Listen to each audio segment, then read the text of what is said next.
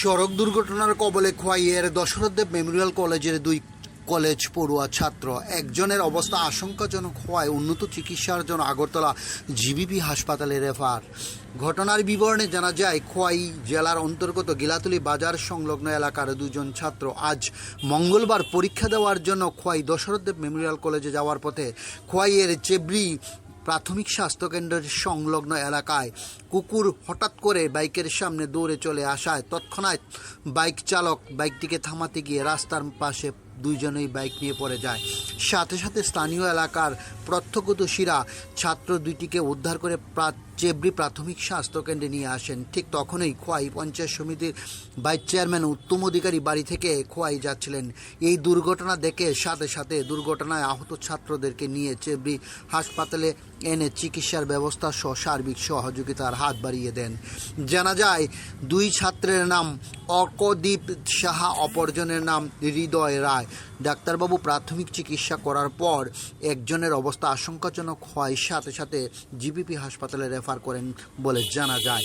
তবে খোয়াই পঞ্চায়েত সমিতির vice chairman উত্তম অধিকারীর দুই দুর্ঘটনাগ্রস্ত ছাত্রদের সহযোগিতাতে এলাকার জনগণ উত্তম অধিকারীকে সাধুবাদ জ্ঞাপন করেছেন। ডিওর রিপোর্ট, খোয়াই টাইমস বাংলা। আমি বাড়ি দিয়েছিলাম, তো বাড়ি থেকে হঠাৎ করে একটা শব্দ পাই আর কি।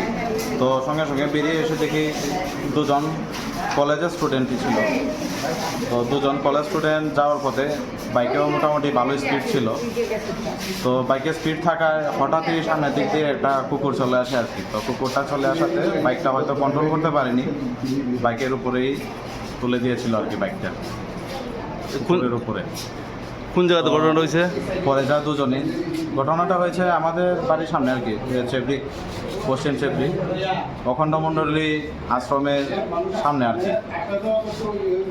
বর্তমানে তারা সঙ্গে আমরা পরে গেছে, পরে ওই সঙ্গে সঙ্গে আমরা হসপিটালে নিয়ে আসি। বয়স দুজনেরই আনুমানিক 20+ হবে। বর্তমানে তারা কোন জায়গাতে আছে? বর্তমানে এখন চেবরি পিএসসিতে আছে, তাদের চিকিৎসাধীন আর কি। তাদের অবস্থা কীরকম? অবস্থা একজনের একটু মোটামুটি ভালোই ব্যথা পেয়েছে, মাথায় আঘাত পেয়েছে। আর যে চালাচ্ছিল ও বেশি ব্যথা পায়নি, হাতে পায়ে একটু ছুলেছে এমনই আর কি। আর এখন যে বেশি ব্যথা পেয়েছে বলতে যে পেছনে বসেছিল ওই বেশি ব্যথা পেয়েছে, ওকে এখন জিবিতে রেফার করা হবে।